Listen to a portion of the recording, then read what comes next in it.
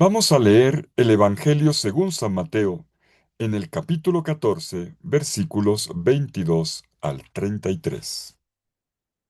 Después que la gente se hubo saciado, Jesús apremió a sus discípulos a que subieran a la barca y se le adelantaran a la otra orilla, mientras él despedía a la gente. Y después de despedir a la gente, subió al monte, a solas, para orar. Llegada la noche, estaba allí solo. Mientras tanto, la barca iba ya muy lejos de tierra, sacudida por las olas, porque el viento era contrario. A la cuarta vigilia de la noche, se les acercó Jesús andando sobre el mar.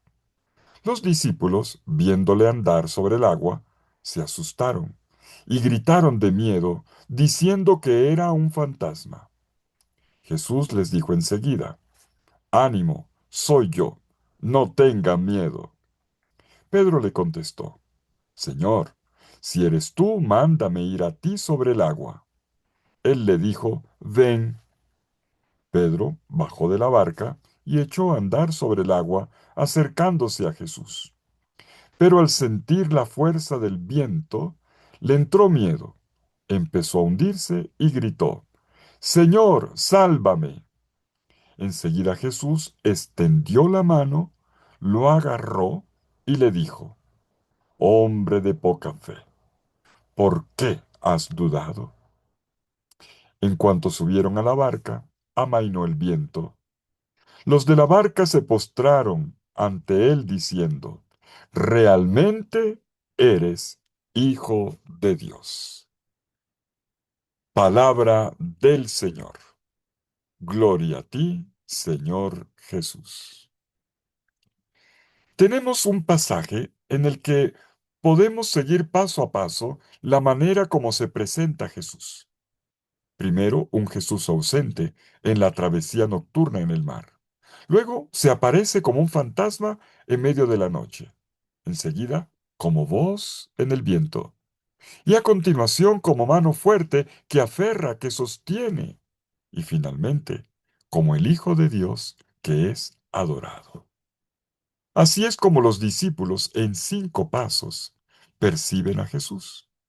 Y esto tiene lugar dentro de un crescendo narrativo, dentro de una liturgia de olas, de una tempestad intimidante, de una oscuridad que confunde. Vamos a sumergirnos en este relato monumental del Evangelio según San Mateo. Ante todo, recuperemos el contexto. El narrador comienza diciendo: y enseguida. Kaiutis se dice en griego. Y enseguida, ¿enseguida de qué? De la primera multiplicación de los panes y los peces. No podemos perder de vista este punto de partida. Un atardecer en el compartir de panes y de afecto, cumbre de un día especial, que fue como el laboratorio de un mundo nuevo. Un fervor de solidaridad, como si fuera un sueño realizado de manos, corazones y curaciones multiplicadas, hasta saciar el hambre y la salud de todos. Y todo ello a partir del impulso del corazón de Jesús. El texto de Mateo 14:14 dice: de la compasión, de la misericordia del Señor. Esta es la fuente del don. Y es conmovedor cómo Jesús va de encuentro en encuentro. Despide a 5,000 que habían sido saciados con pan y pescado, uno por uno, con sus mujeres y sus niños. Y en este ambiente, el maestro manda a sus discípulos a emprender una travesía nocturna. Dice el versículo 22. Jesús mandó a los discípulos que subieran a la barca y se adelantaran a la otra orilla, mientras él despedía a la gente. Y cuando Jesús termina de despedir a la gente, subió al monte a orar a solas. Y así cae la noche. Retomemos el primer dato. Jesús se queda solo. Se va al monte a orar en soledad. El Jesús perfumado de abrazos y alegrías de la escena anterior Ahora desea el abrazo del Padre y sube a la montaña a orar.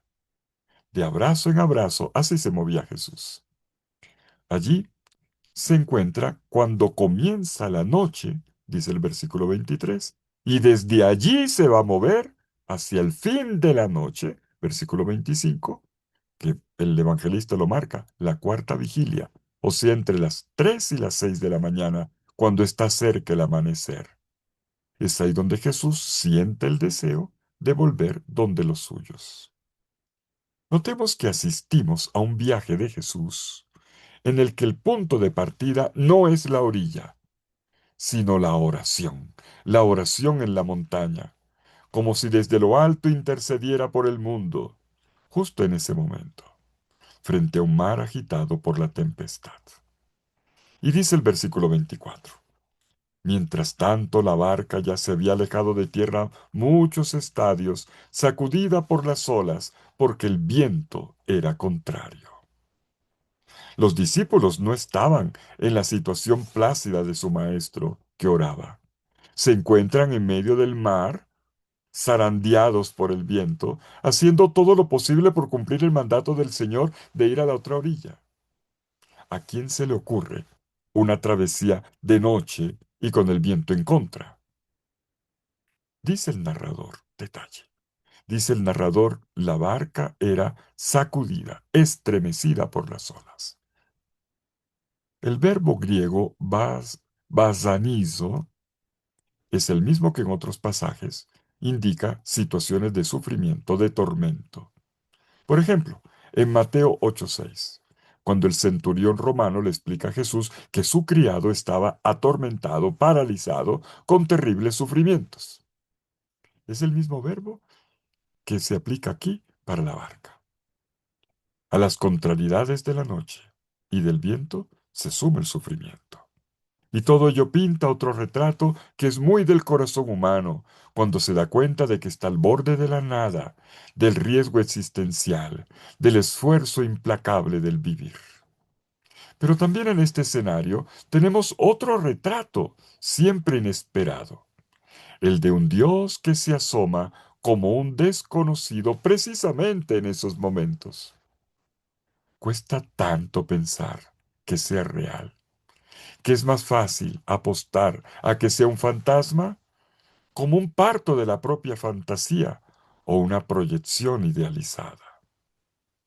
Y dice el versículo 25, en la cuarta vigilia, final de la noche, 3 de la mañana en adelante, vino Jesús caminando hacia ellos sobre el mar. Detengámonos en esta imagen. Jesús que camina sobre las aguas nos remite al Dios que en el Éxodo dominó las grandes aguas del mar. El que hizo camino en el mar cuando terminaba la noche también, cuando ya se asomaba la mañana, dice el libro del Éxodo en el capítulo 14, versículo 24. Y también enfrentando un fuerte viento contrario, Éxodo 14, 21. Podemos ver aquí las conexiones, entre Éxodo 14 y Mateo 14, dos relatos que dialogan. Y a esto le da voz el canto del poeta orante del Salmo 77 en el versículo 20. Sobre el mar estaba tu camino, oh Dios, tus senderos sobre las grandes aguas, pero tus huellas no fueron conocidas. También el profeta Isaías lo recuerda. Isaías 43:16. Así dice el Señor, que abrió un camino en el mar y un sendero en medio de las potentes aguas. El paso del Éxodo también era liberador del miedo, dice el libro del Éxodo 14, 10 y 13. También suscitaba el temor del Señor, 14:31. Y allí la mano potente del Señor los había salvado. Estamos en un camino de salvación, discernible en situaciones de contradicción y de sufrimiento. ¿Y qué ocurre cuando los discípulos ven a Jesús venir a su encuentro? Versículo 26. Cuando le vieron los discípulos andando sobre el mar, se asustaron y dijeron, ¡es un fantasma! Y llenos de miedo, empezaron a gritar. Y Jesús enseguida se les da a conocer. Tengan confianza, soy yo. No tengan miedo. Versículo 27. Soy yo. Yo soy es el nombre del Dios revelado en el Éxodo. No tengan miedo. Se lo dijo el Señor a Moisés ante la zarza, y también se lo dirá al pueblo en la travesía. Bueno, y entonces Pedro le responde a Jesús, Señor, si eres tú, ordena que vaya a ti sobre las aguas. Versículo 28. Pedro pide dos cosas. La primera, lo llama Señor al mismo tiempo que le pregunta por su identidad, si es Él, si eres tú, identifícate. Segunda petición, mándame a caminar sobre las aguas hacia ti, ir a ti sobre las aguas. Y Jesús se lo concede, las dos cosas. Pero veamos la segunda. Versículo 29. Pedro se bajó de la barca y comenzó a andar sobre las aguas en dirección de Jesús. El venir en dirección de Jesús indica que solo tiene ojos para ese rostro. Tiene fe en Él y su fe lo hace capaz de lo que parecía imposible. Pero enseguida viene el punto de inflexión, versículo 30. Pero al ver que el viento era muy fuerte, le entró miedo y al empezar a hundirse, se puso a gritar, Señor, sálvame. Todo pasa muy rápido. Desde unos pocos pasos en los que la fe da la firmeza hasta el miedo en las aguas en las que se hunde. ¿Qué pasó? ¿Qué pasó aquí? El narrador es claro en decir, al ver que el viento era muy fuerte. Pedro ya no se fija en el rostro de su maestro, sino en la noche, en el viento que levanta las olas. Ha cambiado la dirección de su mirada. Su atención ya no se fija en Jesús, sino en el viento que le intimida. Del miedo brota el grito. Señor, sálvame.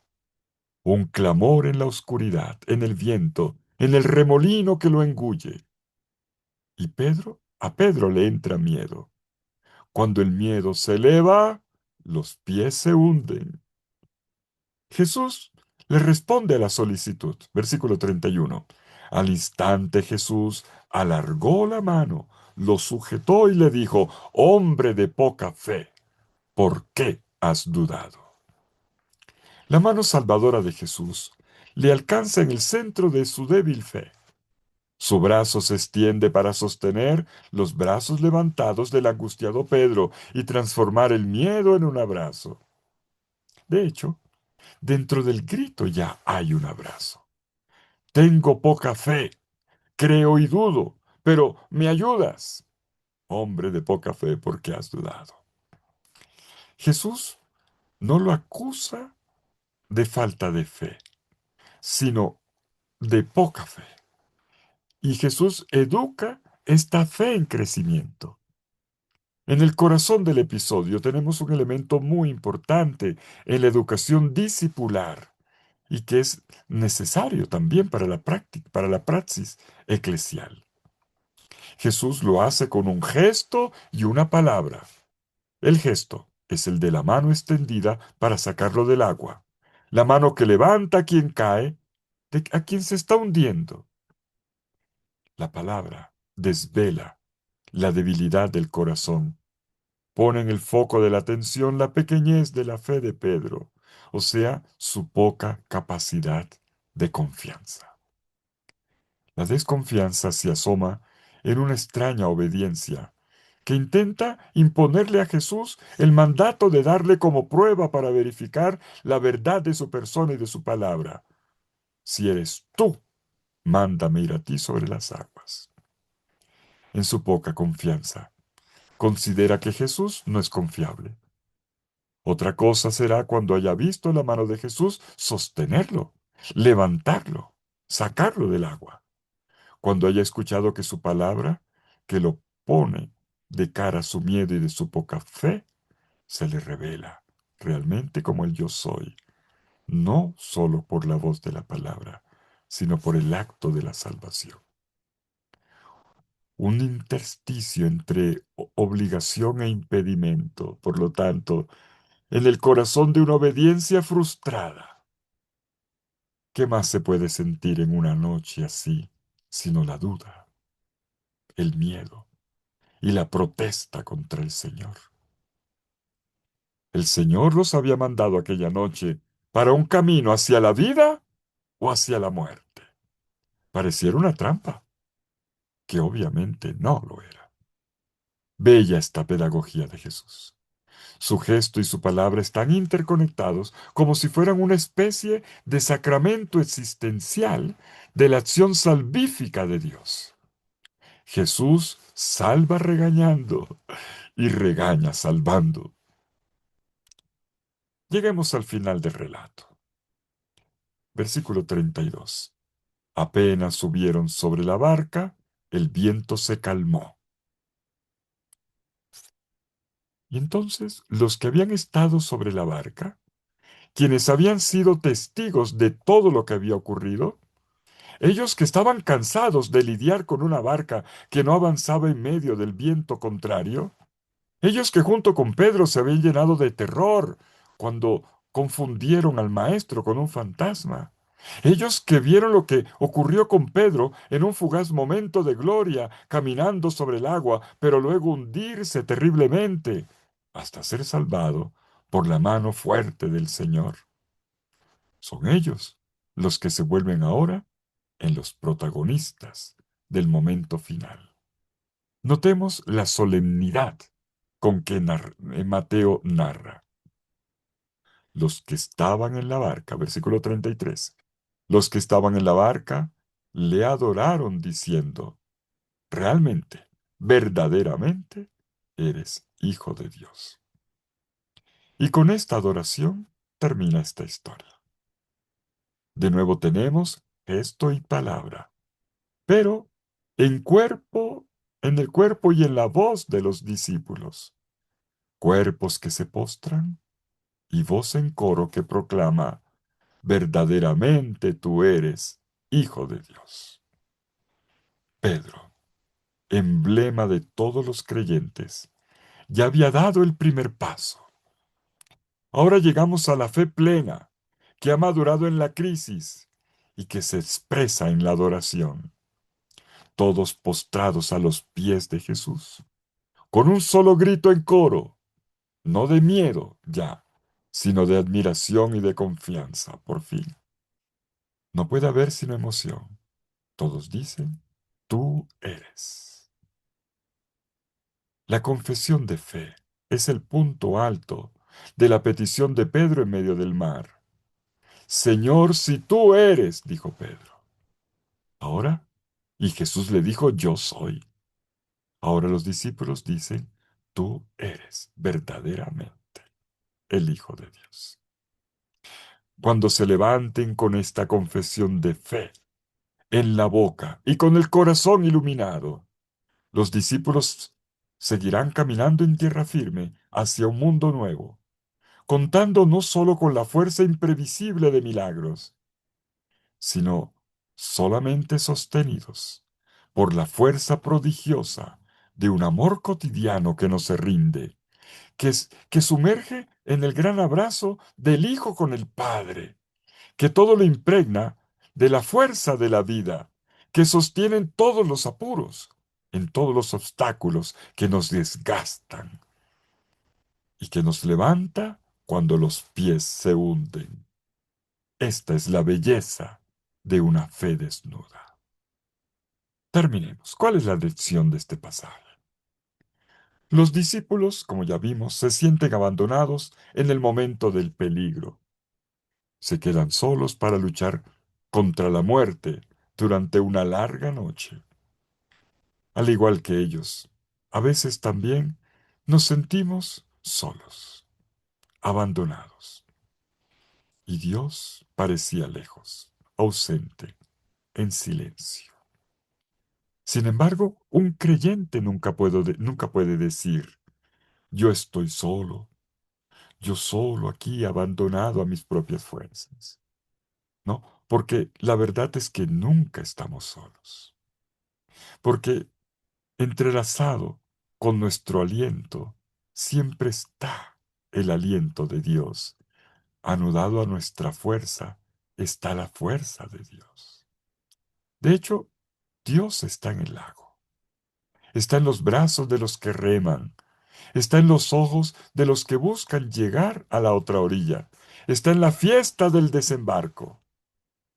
Y el barco, símbolo de nuestra frágil vida, mientras tanto avanza en la noche y en el viento, no porque la tormenta cese, sino porque el humilde milagro de los remeros que no se rinden, que en cada uno que se apoya en el coraje del otro, se abre al encuentro.